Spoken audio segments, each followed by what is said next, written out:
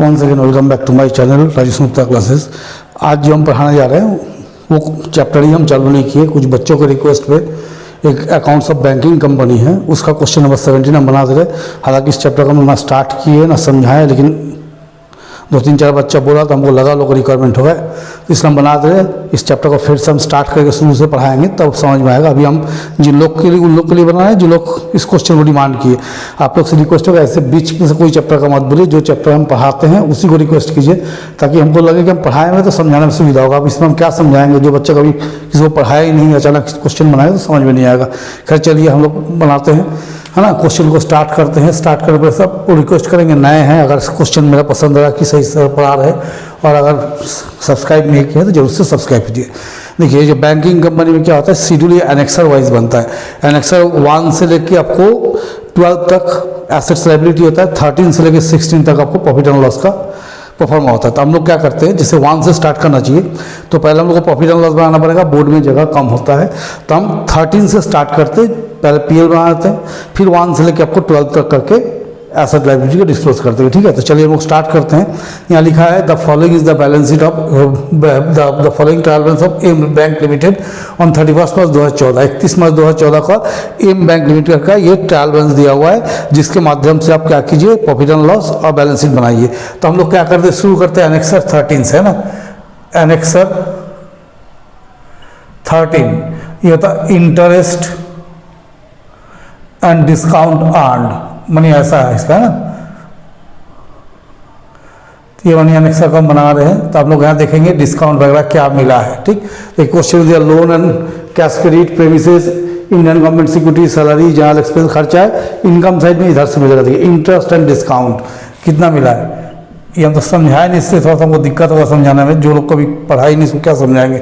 1,28,000 कि इसके संबंध में नीचे लिखा हुआ है अनएक्सपायर्ड डिस्काउंट की तरफ 380, तो लेस कर देंगे अनएक्सपायर्ड डिस्काउंट, अनएक्सपायर्ड डिस्काउंट 380, तो ये रह जाएगा 127,620। ये हो गया अनेक्सर 13। फिर हम लोग करेंगे अनेक्सर 14 या शेड्यूल 14, जब लोग बहुत समझते हैं, अदर इनकम।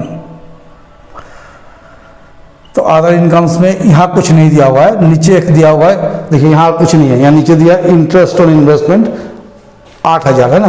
तो accrued interest on investment 8,000। Next होता है एनेक्सर 15, ये होता है इंटरेस्ट 8 या एक्सपेंडेड लिखता बहुत कोई, है ना।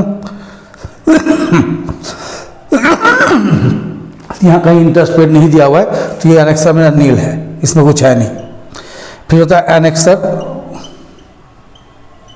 16 ऑपरेटिंग एक्सपेंसेस, इसमें कुछ दिया तो उसको हम लिखते हैं ना। क्या क्या दिया देखिए, यहाँ दिया सैलरीज 28,000,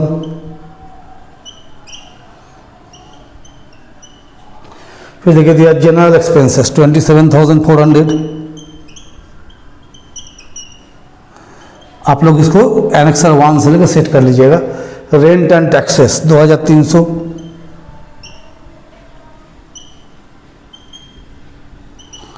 इसका होता है डायरेक्टर्स फी 1,800,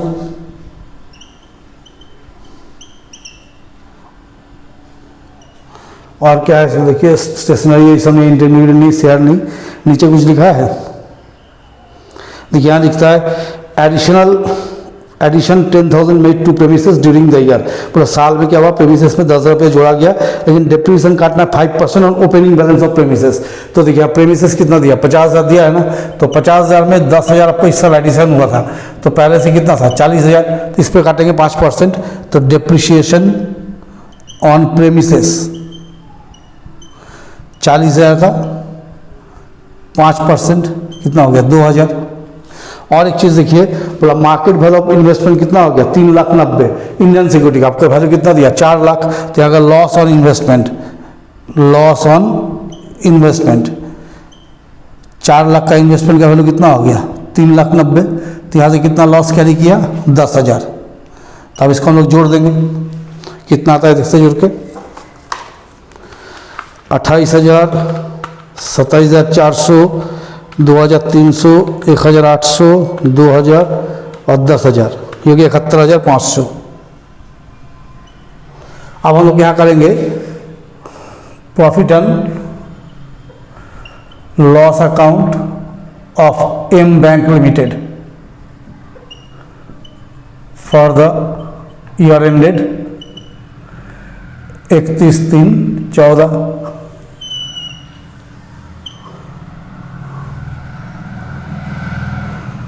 यहाँ कर दिया एनेक्सर नंबर, यहाँ कर दिया amount, interest and discount earned, annexure number 13 कितना आया 1,27,620। अदर इनकम एनेक्सर 14 कितना आया 8,000। ये दोनों को जोड़ देंगे 1,27,620 और 8,000, 1,35,620 ये बंद कर देंगे। अब यहाँ लिखिए इंटरेस्ट पेड एनेक्सर 15 नील है। ऑपरेटिंग या अदर एक्सपेंसेस, ऑपरेटिंग एक्सपेंसेस जो हम निकाले कितना 71,500। और एक होता है प्रोविजंस, तो प्रोविजंस में हम अलग से निकालेंगे, एक ही चीज़ दिया है प्रोविजन फॉर बैड डेट्स कितना है 5,000, तो हम इस 5,000 को यहाँ पर लिख देंगे, तो हो गया 76,500। तो ए माइनस बी ये हो गया प्रॉफिट 59,120। अब इसको हम लोग अप्रोप्रिएट करते हैं, ट्रांसफर टू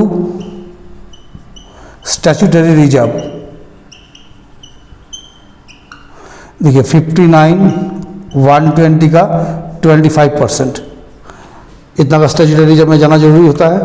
तो 14,780। इंटरिम डिविडेंड पेड, देखिए क्वेश्चन में दिया है इंटरिम डिविडेंड पेड 17,000।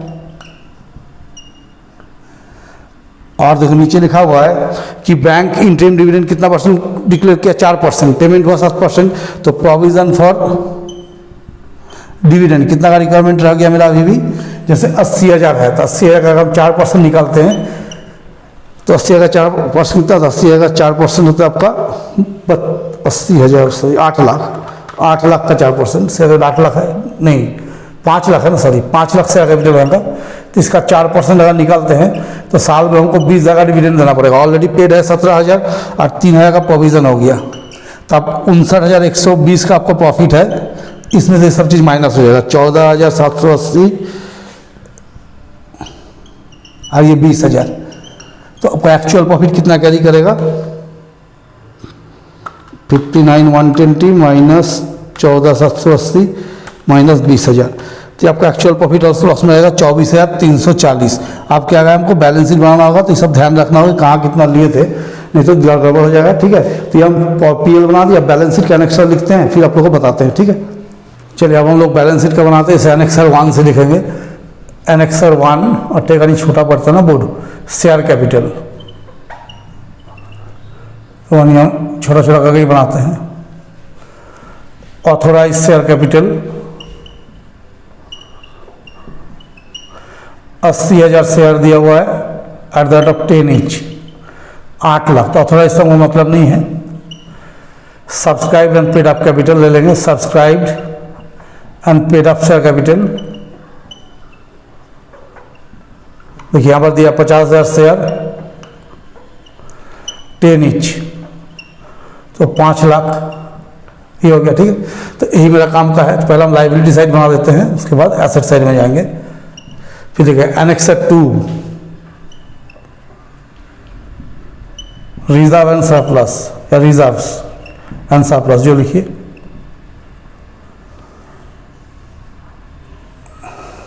तो बड़ा करना होगा। यहाँ देखिए एक रिजर्व फंड दिया हुआ इस साइड में 2.5 लाख का, तो पहले इसको रिजर्व फंड 2.5 लाख। फिर स्टैट्यूटरी रिजर्व जो हम 25% निकाले थे वो कितना था 14,780।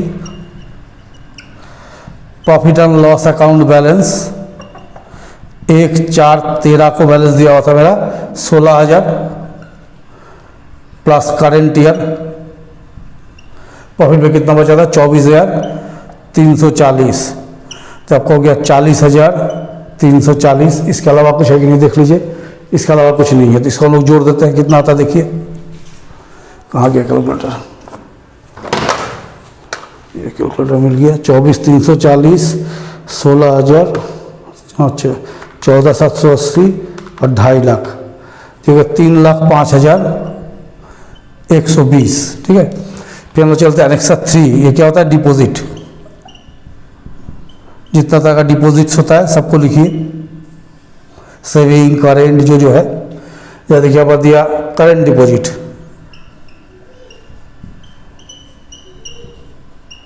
करंट डिपॉजिट में आपको कितना पैसा है 1 लाख। फिर दिया फिक्स डिपॉजिट,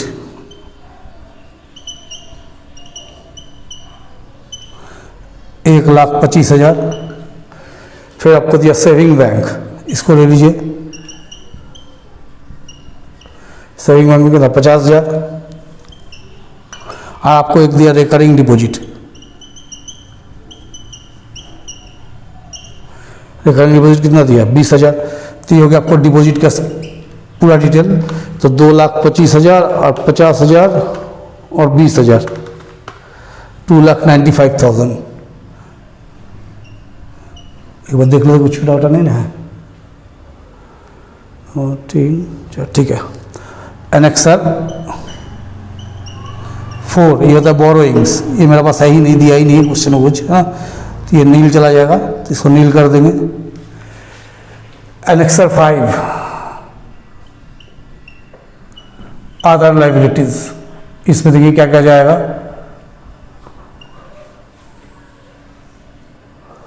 देखिए यहाँ पर हम ले लेंगे अनएक्सपायर्ड डिस्काउंट,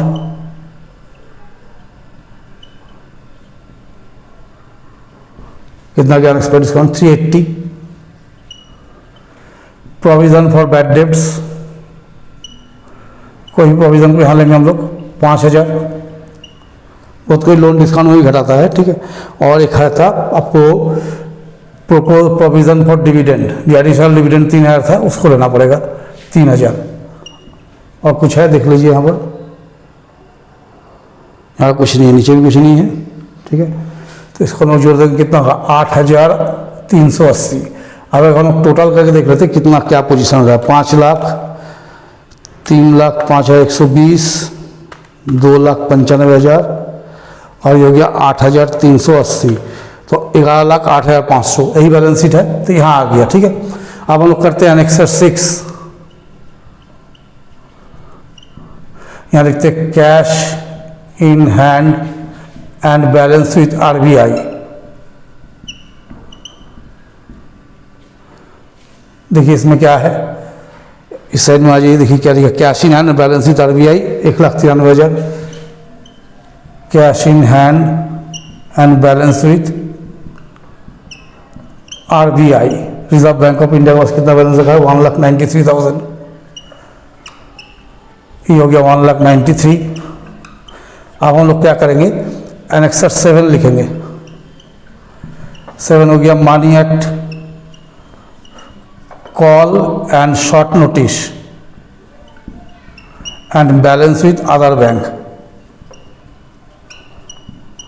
आप लोग तो शेड्यूल पढ़े हुईगा, तो आप लोग को शेड्यूल सब याद होगा। जब 17 नंबर क्वेश्चन आपसे पूछ रहे हैं तो शेड्यूल जरूर याद होगा। तो क्या लिखा, money at call and short notice 80,000। तो मनी एट कॉल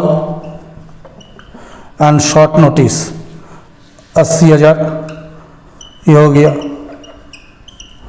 इसका हम लिखते हैं एनेक्सर 8 इन्वेस्टमेंट।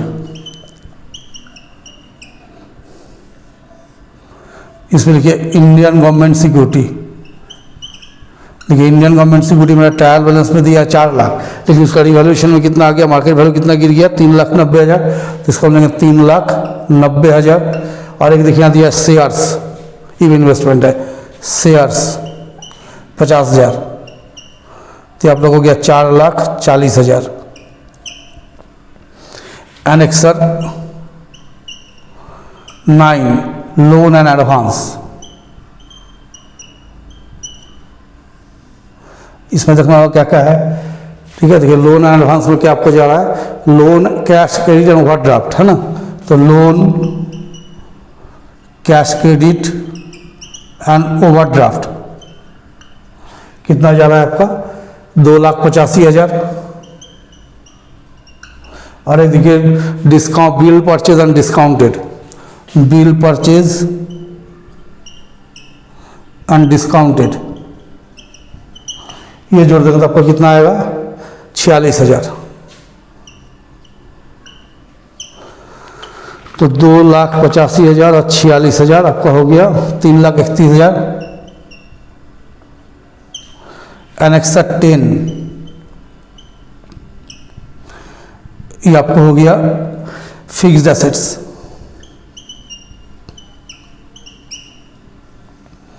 तो आपको 80 प्रेमिसेस है और कुछ है नहीं। प्रेमिसेस 50,000 लेस डेप्रिसिएशन 2,000 तो हो गया 48,000। और एनेक्सर 11 अदर एसेट,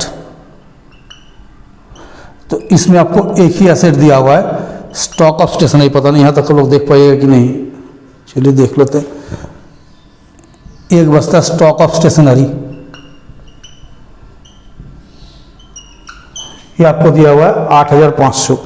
तो चलिए इसको हम लिख लें यहाँ पर। अब हम जहाँ उधर मिटा देते हैं बैलेंस शीट को परफॉर्मा ड्रा करने के लिए, तब तक के लिए बने रहिए। देखिए हम यहाँ पर बैलेंस शीट का परफॉर्मा ड्रा लिख दिए हैं, है ना। अब इसमें खाली हम लोग सेट कर देते हैं कौन एनेक्सर कहाँ जा रहा है और उसको जोड़ लेते हैं, ठीक है। तो जैसे पहला होता है ए मनी लाइबिलिटी का, सब लाइबिलिटीज़ है, तो हम लोग क्या लिखेंगे शेयर कैपिटल। ये एनेक्सर 1 है, कितना है 5 lakh. Reserve and surplus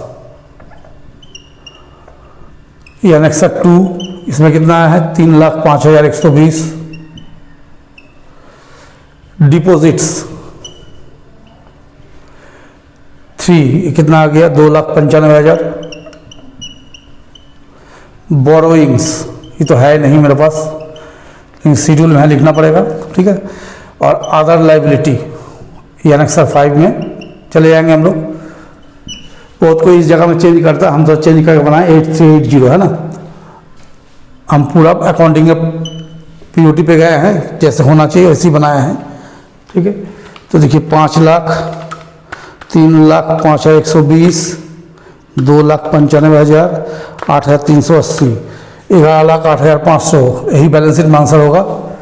B assets में आ जाइए। पहला cash in hand and balance with RBI, cash in hand and balance with RBI ये एनेक्सर 6 है। इस पर आपको कितना अमाउंट था 1,93,000, उसको लिख दीजिए। Money at call and short notice, money at call and short notice and balance with other bank, इसका पूरा शेड्यूल यही है। ये हो गया 7, इसमें है 80,000। इसका होता है इन्वेस्टमेंट, ये होगा 8, इसका हो गया 4,40,000। फिर आता है लोन एंड एडवांस, ये एनेक्सर 9 में है। इसमें आपको आया था कितना 3,31,000। फिर आपको आया फिक्स्ड एसेट्स, ये एनेक्सर 10, इसमें आपको आया था 3,48,000। और देखिए एनेक्सर 11 में एक तो चीज़ हम बाद में जोड़ दिए, जोड़ना भूल गए थे, एक्टिव इंटरेस्ट है ना, छूट गया था, उसको जोड़ दिया अभी। और ये आपको हो गया अदर एसेट 11, तो इसमें आपको हो गया 16,500। तो जोड़ दीजिए 1,93,000, हाँ 1,93,000, 80,000, 4,40,000,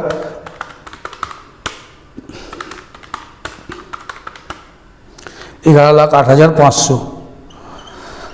यहाँ लिखते हैं आपको कॉन्टीजेंट लाइबिलिटी, तो है नहीं इसमें कॉन्टीजेंट लाइबिलिटी, ये 12 होता है ना। कॉन्टीजेंट लाइबिलिटी बैलेंस शीट के बाहर रहता है, अंदर में शो नहीं होता है। तो चलिए आप लोगों को करने पर हम ये 14 नंबर बना दिए, लेकिन ये चैप्टर तो हम पढ़ाया नहीं है, स्टार्ट नहीं किया, इसलिए इसमें सब कोई क्वेश्चन नहीं बनाएंगे। आप लोगों को लगा बहुत ज़्यादा जरूरी है तभी बनाया, तो नहीं तो ये क्वेश्चन नहीं बनाते अभी, क्योंकि इस चैप्टर को तो हम स्टार्ट ही नहीं किए, पढ़ाना ही शुरू नहीं किए। कोई भी चैप्टर जब हम चालू करते हैं तो शुरू से पढ़ाते हैं तो बच्चे लोग को समझ में आएगा, बीच में क्वेश्चन उठाकर बना देंगे तो क्या समझ में आएगा, समझ में नहीं आएगा तो हमको आता है, बच्चा लोग को पता नहीं कितना आएगा। चलिए खैर जो भी बात हो, आप लोगों को अगर इसमें नीड था पूरा हो गया तो जरूर से मेरे चैनल को सब्सक्राइब कीजिए, शेयर कीजिए और अपने दोस्तों को बोलिए लेने के लिए, ठीक है।